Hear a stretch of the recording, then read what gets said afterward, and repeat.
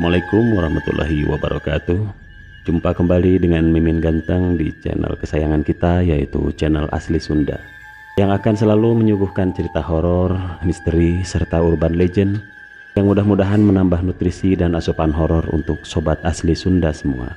Untuk kali ini Mimin akan melanjutkan cerita pendekar Sambara series atau Danan Cahyo series, yang mana episode kali ini kita akan melanjutkan cerita sebelumnya yang berjudul Makhluk di Bawah Pohon Asrama. Cerita ini ditulis oleh Bang Dio Seta. Yang mau mendengarkan sambil membaca langsung bisa mengunjungi karya karsa Bang Dio Seta, yang nanti linknya akan Mimin sertakan di kolom deskripsi, serta jangan lupa follow Twitter dan subscribe YouTube-nya.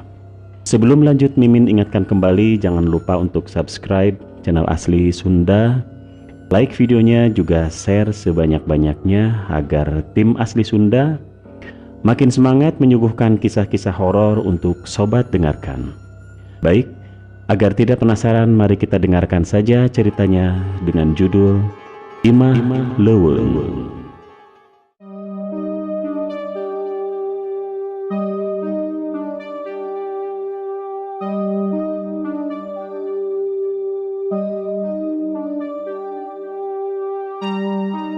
Sudah 1 minggu aku tinggal di kampung ini, Kampung Sukmaraya yang terletak di kaki Gunung Gede.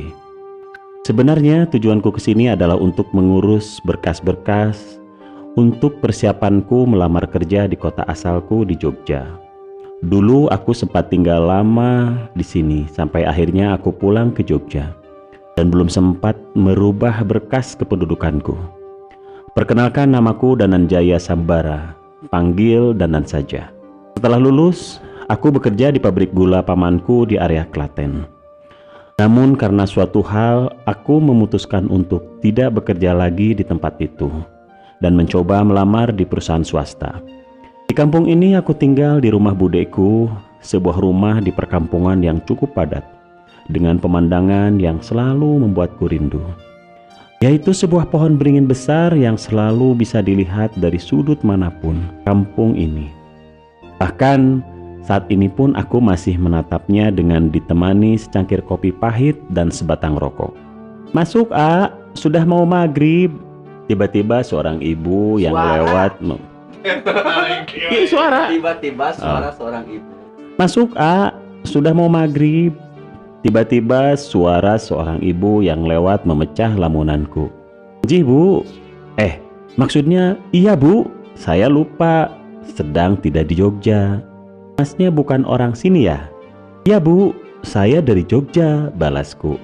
"Mas, di kampung ini kalau sudah maghrib langsung masuk ke rumah ya. Jangan keluar-keluar, habis ada insiden," cerita ibu itu. "Iya, Bu, sudah dibilangin juga sama Bude. Terima kasih diingatkan," balasku. "Mangga, A," pamit ibu itu. Cerita ini memang sudah menyebar di seluruh kampung.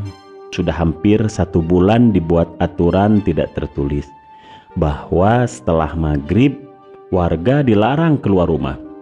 Berdasarkan cerita warga, sempat ada kejadian misterius di mana seorang anak hilang di kampung ini dan ditemukan tak bernyawa di pinggir sebuah sumur dengan kondisi tidak utuh, seolah diserang oleh hewan buas. Selain itu, ada saksi juga seorang pemuda yang diserang sesosok makhluk besar saat sedang berjaga malam. "Punten, Mas Danan sudah siap?" panggil Kang Asep, salah satu warga desa ini. "Sudah, Kang, sebentar," jawabku. "Malam ini kita sudah janjian untuk melakukan sisir kampung bersama beberapa warga di sini. Bude Ranti memang memintaku untuk membantu warga sini untuk menyelesaikan masalah yang membuat desa ini menjadi sangat mencekam."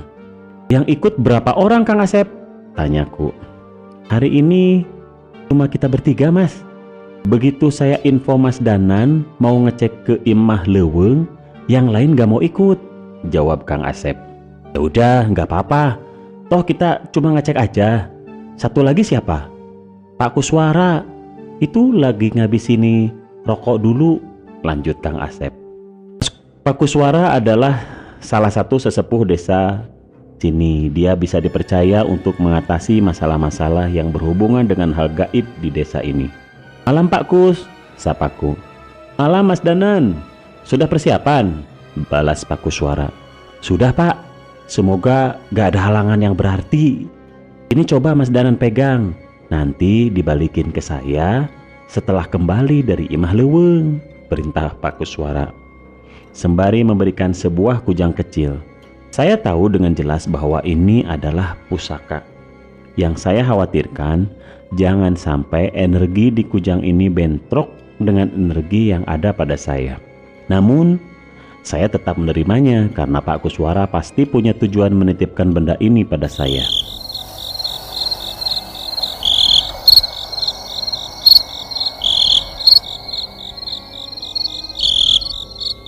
Imah Leuweung adalah sebuah rumah yang lokasinya berada di tengah hutan di pinggir kampung.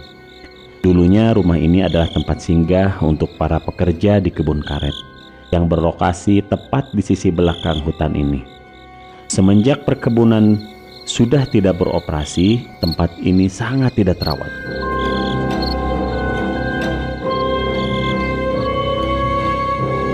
Saat sampai di perbatasan kampung, kami tidak melihat lagi jalan setapak kecuali rumput-rumput yang setinggi mata kaki. Di depan kami ada hutan dengan pohon jati yang menjulang tinggi. Kondisi jalan yang gelap dan sunyi memaksa kami untuk berjalan lebih hati-hati. Mas Danan masih mau lanjut. Tiba-tiba suara Pak Kus memecah keheningan. Sepertinya Pak Kus sudah sadar dengan kondisi di sekitar sini. Aku menengadahkan kepala dan melihat kondisi sekeliling hutan ini. Sialan, empatku dalam hati. Rupanya rasa gelisahku disadari oleh Kang Asep. Emangnya ada apa Mas Danan? Tanya Kang Asep penasaran. Pocongan, jawabku. Astaga, Mas Danan, kenapa diomongin sih? Keluh Kang Asep sambil mengernyitkan mukanya. Lah, kan Kang Asep yang nanya. Ini juga baru sedikit. Kayaknya semakin malam, semakin banyak yang muncul, lanjutku. Jadi, masih mau lanjut Mas Danan? Tanya Pak Kus lagi. Segini banyak makhluk yang jagain tempat itu, pasti ada sesuatu yang besar di sana. Kita lanjut dulu gimana Pak? Kang Asep, kalau nggak kuat tunggu di sini aja dulu, lanjutku. Enak aja Mas Danan, jangan bercanda. Masa saya ditinggal di sini sama makhluk itu? Balasnya dengan kesal.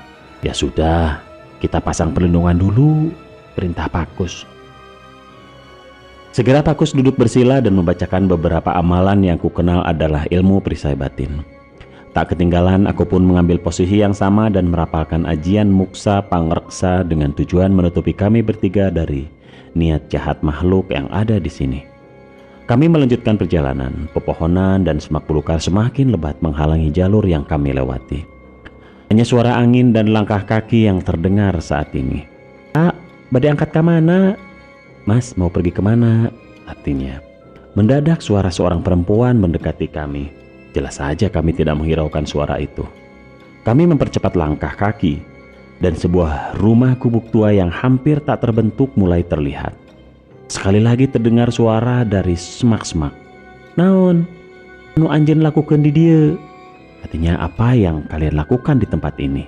Suara wanita itu terdengar lagi. Namun, disertai suara semak-semak yang tersibak seolah dilewati hewan hutan. Kami pun menoleh. Dan apa yang kami lihat?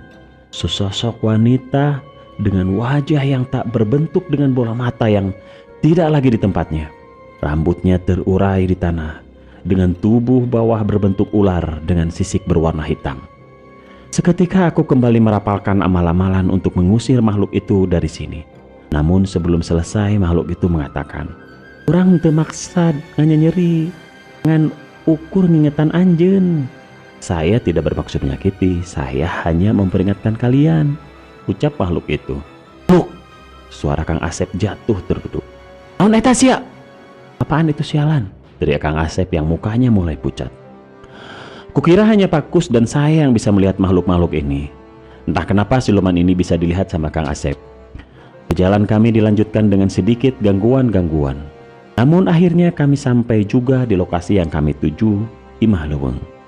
Sekilas bangunan ini seperti tidak pernah didatangi oleh manusia lagi. Atapnya yang bolong, kayu-kayu yang jatuh termakan rayap, benar-benar membuat orang tidak peduli dengan bangunan ini. Aku memberanikan diri memasuki pekarangan rumah tersebut. Alangkah terkejutnya, puluhan, tidak, mungkin lebih, makhluk putih yang mengganggu kita sepanjang perjalanan tadi muncul berkumpul di sini mengepung kami. Ya, itu pocong. Aku sedikit gentar. Belum pernah aku melihat pocongan sebanyak ini di satu tempat. Bukan masalah hantu pocong ini, tapi makhluk apa yang ada di dalam rumah itu sehingga bisa memiliki tumbal sebanyak ini. Aku merasa belum siap. Namun lain dengan Pak Kus, dia hanya memandangku dan memastikan keputusanku. Kemampuan Pak Kus jelas mumpuni, tapi untuk mengurus ini semua terlalu beresiko. Oleh karena itu aku tetap dibutuhkan. Jangan nekat mas, peringat Pak Kus dari belakang. Aku tetap maju dan para pocong itu mendekatiku. Kakiku dicengkram oleh makhluk yang aku sendiri belum sempat melihat bentuknya. Tetesan liur dari wajah yang tak berbentuk menetes di telapak tanganku. Rasa gatal yang tak tertahan muncul dari bekas liur itu. Segera aku melindungi diri dengan amalan penyembuh luka gaib dan membakar makhluk itu. Namun jumlah mereka yang tidak terhitung tidak memberiku ruang. Pak Kus mengeluarkan pusaka berbentuk mata panah yang segera ia bacakan doa dan melemparnya ke tanah. Sontak setengah dari makhluk itu terbakar dan menghilang. Rupanya benar. Di bawah tanah ini terkubur puluhan mayat yang kemungkinan mereka para pekerja kebun karet yang menghilang, ucap Pak Kus. Bagaimana dengan Kang Asep? Dia bersembunyi di dekat Pak Kus. Tidak ada makhluk yang menyerangnya. Kemungkinan ia juga dibekali pusaka oleh Pak Kus. Tidak terima dengan serangan Pak Kus, sesosok makhluk bertubuh ular mencoba menyerangku dan melilitku dengan ekornya. Saya maneh, wani ngaganggu tempat ieu. Siapa kalian berani mengganggu tempat ini? Ucap makhluk itu sambil melilit tubuhku. Badanku mulai lemas. Rupanya siluman ini bukan siluman biasa. Bisa jadi makhluk inilah yang meminta tumbal sebanyak ini. Aku membaca ajian pembakar, tapi makhluk itu tidak bergeming. Amalan pedang pun nampak tidak berguna untuk makhluk ini. Aku mencoba membantuku, namun ia disibukkan oleh puluhan makhluk halus dari seluruh penjuru hutan yang menyerang bersamaan. Nampaknya tidak ada pilihan lain. Aku melepaskan sukmaku dari raga dan menyerang siluman ular itu dengan keris pusaka yang telah menyatu dengan sukmaku. Makhluk itu kesakitan dan teriak dengan suara yang hampir terdengar ke seluruh hutan. Makhluk itu terlihat sangat marah. Belum sempat aku kembali ke ragaku, siluman jahanam itu menggigit pergelangan tanganku dan menariknya hingga terputus. Sialan, teriakku sambil berusaha menyatukan ragaku. Aliran darah segar membasahi bajuku dan meneteskan darah yang tidak sedikit. Rasa sakit yang tak tertahan membuatku terguling di tanah. Mas Danan, teriak Kang Asep yang segera berlari ke arahku. Pak Kus menyusul Kang Asep. Namun sebelum sampai di tempatku, sebuah pukulan dari makhluk raksasa menghempasnya hingga terguling. Kang Asep mencoba mengikat lenganku, namun siluman ular itu merebut dan melilitku. Aku mencoba kemungkinan terakhir, menarik keris itu dari sukmaku dan merapalkan mantra yang diturunkan oleh leluhurku. Agat lelembut boten duwe wujud, kula nimbali surga loka, surga kayangan. Tuh mulih sampuni nampani, tekan asa tekan sedanten. Mendadak langit menjadi gelap. Hujan turun begitu deras dan muncul sesosok makhluk. Seorang kakek tua bungkuk berambut putih panjang tergerai menembus rintikan hujan. Debok boso pancen asu. Ono opo kowe nyeluk? 4 makhluk itu. Nyuwun pangapura, Mbah. Kula nyuwun pitulung. Maaf, Mbah, aku minta pertolongan, ucapku dengan berusaha sekuat tenaga. Kakek tua itu tertawa seperti orang gila, berlari dengan tangan di bawah seperti anjing dan menghampiri siluman ular yang melilitku. Belum sempat siluman itu berbicara, kakek tua itu segera memasukkan tangan ke mulut siluman itu dan merobeknya dengan keji sambil tertawa. Tidak puas sampai di situ, ia mengambil badan siluman itu dan memakan dadanya dengan buas hingga darah hitam bermunceratan di tanah. Gila, makhluk sekuat itu dihabisi tanpa ampun, pikirku. Tidak berhenti di situ, pocong, raksasa, makhluk tanah dihabisi dengan begitu brutal, seolah tubuh mereka hanya terbuat dari kapas. "Wis mbah," teriakku. Seolah tidak mendengarkan, makhluk berwujud kakek tua itu tetap mengamuk sambil tertawa cekikikan. Sambil menggila, bahkan tak luput wajah Kang Asep tersapu oleh cakaran kakek itu. Aku semakin khawatir. Kakek itu berlari menuju Pak Kus. "Sial, maksudku menyelamatkan diri, malah memanggil masalah baru," gerutuku. Aku berlari sebisaku dengan luka di sekujur tubuhku. Makhluk itu semakin dekat, mencoba menyerang Pak Kus, namun mendadak berhenti. "Kulo duduk mengsahep panjenengan, saya bukan musuhmu," mendadak Pak Kus berbahasa Jawa. Kakek itu seolah memandang sosok di belakang Pak Kus dan kembali ke arahku. Aku segera menarik kembali keris pusaka ke dalam sukmaku, dan sosok kakek itu perlahan menghilang. "Sing tak pateni kuwi dudu empune, ojo ngelawan nek kowe durung siap. Yang aku lawan itu bukan empunya, jangan lawan kalau kamu belum siap. Nanging sopo wae sing wani gawe, loro keturunanku ursane mbek awake dhewe. Tapi siapa saja yang berani menyakiti keturunanku harus berurusan dengan saya." Makhluk itu menatap Kang Asep dan menghilang bersama rintihan hujan yang berhenti bersamaan. "Kita kembali dulu," kata Pakku sembari membantuku berdiri. Tak terasa waktu sudah mendekati subuh. Kami keluar hutan dan berniat segera mencari pertolongan. Rasa nyeri merayap di seluruh tubuhku. Aku takut tidak mampu bertahan sampai pertolongan datang. "Mas Danan, sekarang kujangnya sudah bisa dikembalikan," ucap Pak Kus tiba-tiba. Aku mengeluarkannya dari saku dan segera mengembalikannya ke Pak Kus. Saat pusaka itu berpindah tangan, mendadak pusaka itu retak dan pecah. Aku bingung dengan kejadian itu, tapi hal aneh terjadi. Semua lukaku hilang, lenganku kembali muncul. "Ini maksudnya apa, Pak?" tanyaku ke Pak Kus. "Kujang ini adalah pusaka pengganti raga. Dia menyimpan raga manusia tepat pada saat kujang ini diterima. Tapi saat pusaka ini dilepas, dia akan mengembalikan raga seperti sedia kala dan akan hancur saat tugasnya selesai," jelas Pak Kus. Gila, aku tidak menyangka ada pusaka sehebat ini. Seandainya saja aku bisa memilikinya lagi. "Terima kasih Pak Kus. Pantas saja Pak Kus membiarkan saya menghadapi makhluk itu sendirian," ucapku.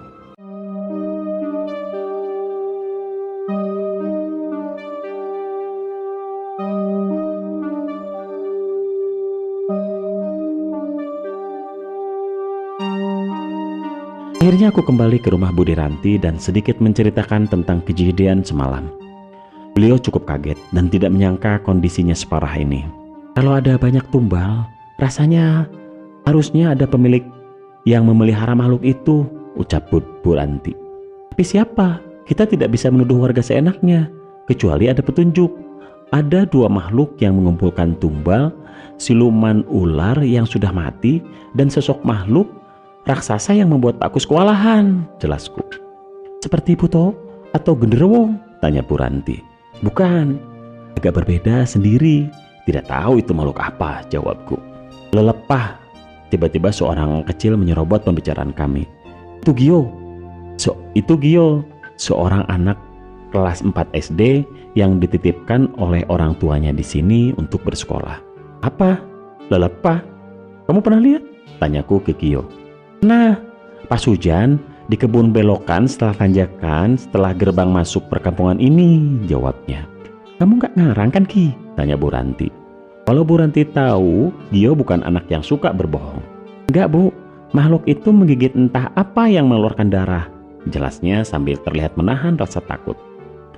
Jika ucapan Gio benar, kemungkinan yang digigit lelepah itu adalah tumbalnya. Dan tanah tempat makhluk itu mengeksekusi tumbalnya sudah pasti rumah sang pemilik ilmu. "Mas Danan, kebun setelah tanjakan yang diceritakan Dio, bukannya itu rumah majikannya Kang Asep?" ucap Bu Ranti gelisah. Bersambung.